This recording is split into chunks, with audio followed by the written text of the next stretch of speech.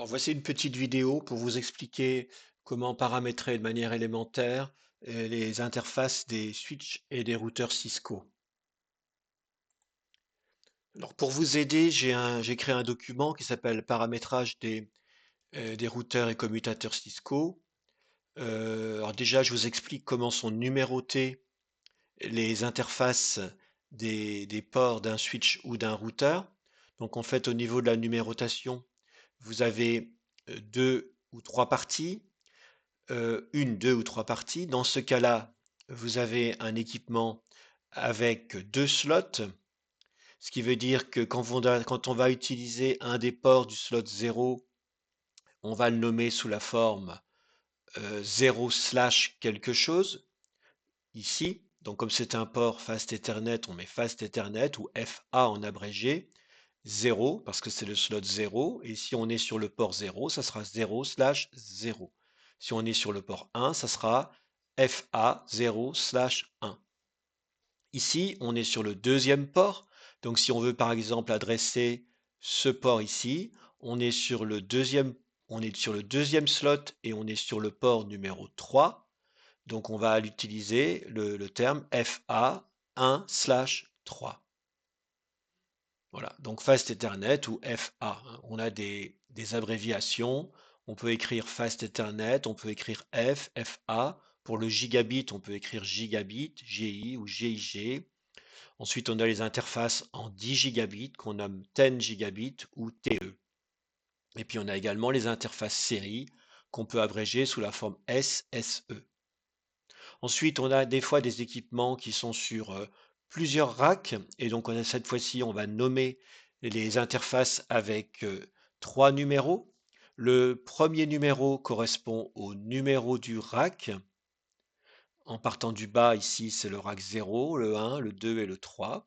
Ensuite, dans chaque rack, on peut avoir plusieurs slots qui correspond au deuxième numéro. Et pour un slot donné, on a plusieurs ports qui correspondent au troisième numéro.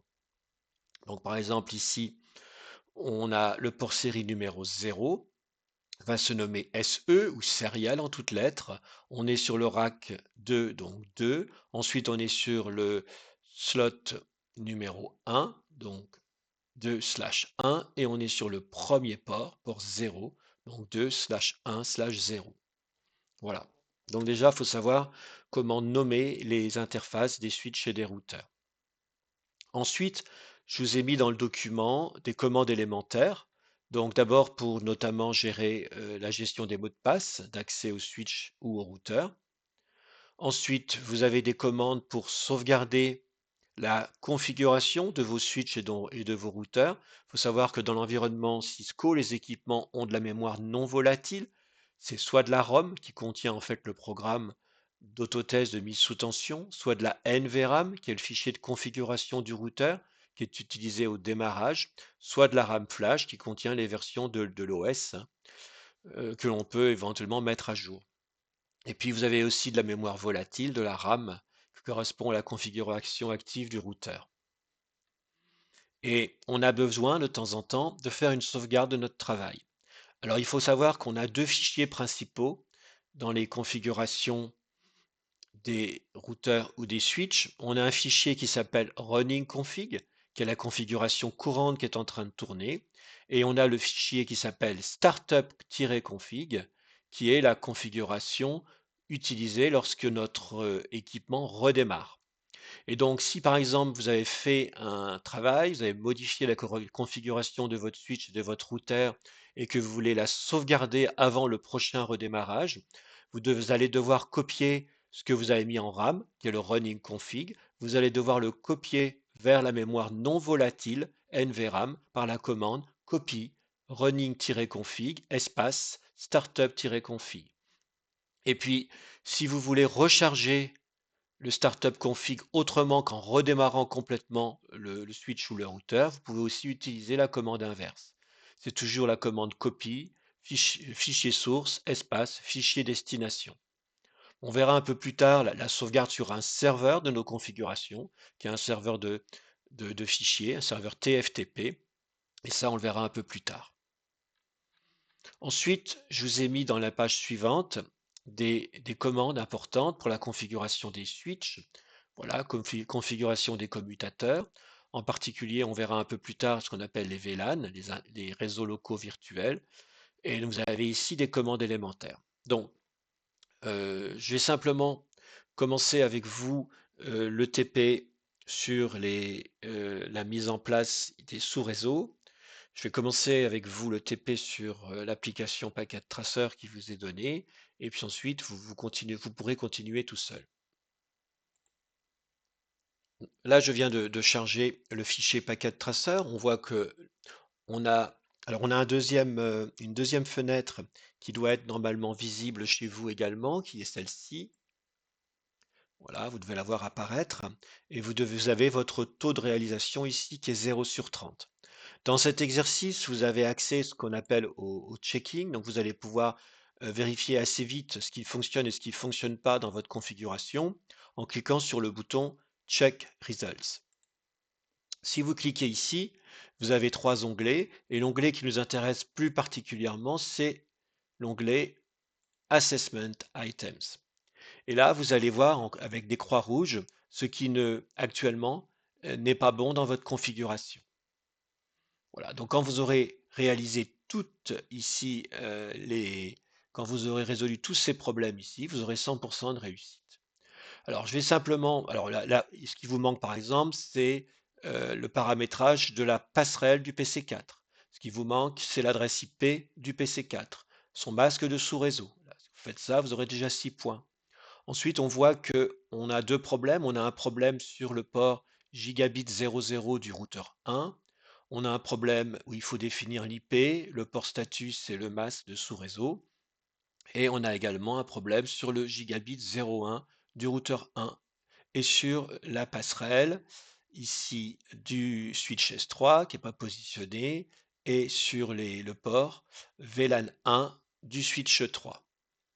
Voilà. Donc là, l'avantage de cet exercice, c'est qu'on sait ce qui ne va pas. Vous aurez plus tard d'autres exercices où vous n'aurez pas accès à ce menu et ça sera à vous de trouver par vous-même l'origine des pannes. Mais ce n'est pas l'objet ici. Alors, ce que je vais vous montrer, c'est comment comment on paramètre un port sur un routeur ou sur un switch. Alors, quand on est sur un routeur, on peut accéder en cliquant dessus, ici, au menu de configuration en console qui s'appelle CLI. Là, vous allez appuyer sur Entrée et vous avez accès au menu du routeur. On va d'abord accéder au mode de configuration de ce routeur. Pour cela, il faut taper la commande Enable. Alors, soit vous la tapez en toutes lettres, soit vous tapez simplement EN. Et vous avez accès ici à un prompt différent, qui est le prompt dièse ici, qui veut dire que maintenant, on va pouvoir paramétrer notre routeur. Alors, imaginez que je veuille paramétrer l'interface gigabit 00 de mon routeur. Je vais écrire interface. Vous pouvez l'écrire en toutes lettres. Vous pouvez aussi écrire simplement interface G0/0. Vous mettez le même nom que ce qui vous est proposé dans Packet Tracer. Donc ça veut dire qu'on est sur le port 0 du slot 0. Voilà.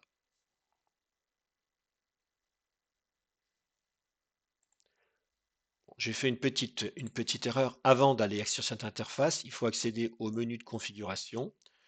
Configuration, alors soit on écrit en toutes lettres configuration terminale, voilà, on peut écrire ça en toutes lettres, ou alors on écrit simplement conft. Et voilà, on est dans le menu de configuration. Donc une fois qu'on est dans le menu de configuration, on peut paramétrer les interfaces, par exemple G0/0. Et là, je suis sur la configuration de l'interface.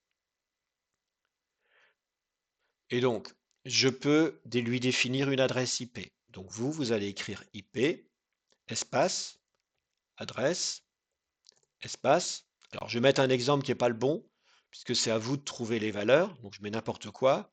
131.41.23.56. Voilà. Et puis, vous mettez un masque.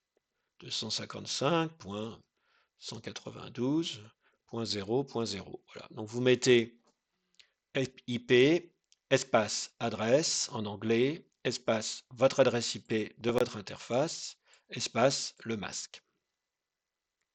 Voilà. Ensuite, quand vous voulez activer votre interface, parce qu'actuellement il est off, on voit qu'il est off parce qu'il est en rouge. Quand vous voulez activer votre interface, vous tapez la commande no shutdown. Et là, votre interface, il va passer en vert. Ça ne veut pas dire que l'adresse IP que j'ai mise est bonne, mais on voit l'interface, il passe en vert.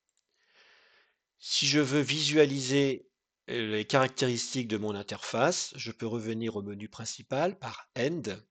Là, je reviens au premier niveau de menu par End, où Exit vous fait remonter d'un cran les menus. Et je peux taper la commande Show, interface, alors je l'écris en abrégé, G0/0. Et là, je vais voir en haut les caractéristiques de mon interface.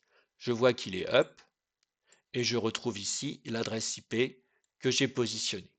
Voilà, qui n'est pas la bonne, hein. J'ai fait ça juste pour vous montrer ce qu'on pouvait obtenir. Voilà pour le paramétrage des interfaces des routeurs. Ensuite, je vais vous montrer comment paramétrer les interfaces des switches. On peut constater déjà, hein, si on regarde le taux de réalisation, j'ai quand même un point. Pourquoi j'ai un point? Parce que si je vais dans Check Results, on voit quand même que j'ai défini le port status. Le port status, c'est quand j'ai mis No Shutdown. Donc c'est grâce à ça que j'ai pu avoir un point, même si mon IP est mauvaise. Donc ce que je vais vous montrer aussi, c'est comment définir les interfaces des switches, parce qu'on voit dans le check que on a besoin de définir le port VLAN 1 du switch 3. Donc ça se fait quasiment pareil. Donc sur le switch 3, ici, vous faites Entrée, vous faites Enable, vous accédez au menu de configuration, au menu privilégié. Ensuite, Conf T pour passer au menu de configuration. Cette fois-ci, c'est plus sur une interface physique, mais c'est sur une interface virtuelle que l'on va paramétrer nos adresses IP. Interface VLAN 1, puisqu'on vous a dit dans le check, c'était bien le VLAN 1. Et puis vous tapez pareil, IP adresse, et vous tapez votre adresse IP. Bon, je mets n'importe quoi avec le masque. Voilà, j'écris absolument n'importe quoi, mais c'est pour vous montrer le principe du paramétrage. Et puis, les interfaces par défaut sur les switches sont on, puisqu'on voit que c'était vert. Mais si elles étaient off, donc si on avait le côté rouge, côté des switches, on mettrait également le no shutdown. Bon, là, c'est pas nécessaire. Ce qu'il faut définir également pour les, donc si je fais exit, je reviens au menu de configuration. On vous demande également de définir la passerelle. Donc la passerelle, c'est IP, espace, default-gateway. Et là, vous mettez l'adresse IP de votre passerelle. Donc je mets n'importe quoi. Voilà, imaginons que ce soit ça l'adresse IP de ma passerelle. C'est ce que j'écrirai. Et voilà. Et là, j'aurai défini l'adresse IP de ma passerelle. Quand tout est fait, vous faites End pour revenir au menu principal. Et si je voulais sauvegarder ma configuration, ici c'est ce qu'on appelle le running config. Je peux faire un show du running-config. C'est ma configuration qui est actuellement en train de tourner. J'ai toutes mes informations ici qui vont apparaître sur mes différentes interfaces. Voilà, la configuration de l'ensemble de mon switch. Si je veux que ce switch-là conserve sa configuration lorsque je vais redémarrer, par exemple, je pourrais changer son nom. Voilà. Si je veux changer son nom, je mets hostname, nouveau nom. Voilà, vous écrivez ce que vous voulez. Et là, on voit qu'au niveau du prompt, c'est nouveau nom. Donc, si je voulais sauvegarder cette configuration, je ferai copie de running-config, espace startup-config.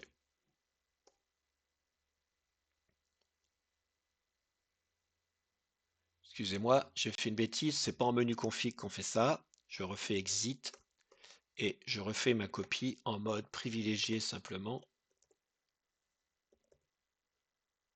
Running-config, espace, startup-config. Voilà, il me propose, il me dit, est-ce que c'est bien le fichier startup-config que tu veux modifier? J'appuie sur Entrée et voilà. Et donc il l'a sauvegardé. Ce qui veut dire que quand je vais redémarrer mon switch, il va redémarrer avec la configuration que j'ai sauvegardée. Donc, si je recharge mon switch, reload, yes, il va recharger mon switch.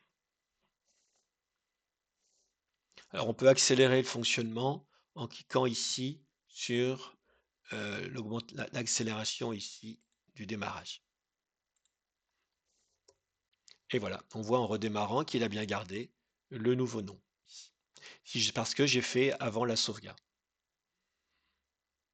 Voilà, donc je pense qu'avec cette petite vidéo, je vous ai montré les éléments de base pour pouvoir faire ce TP. Merci de votre attention.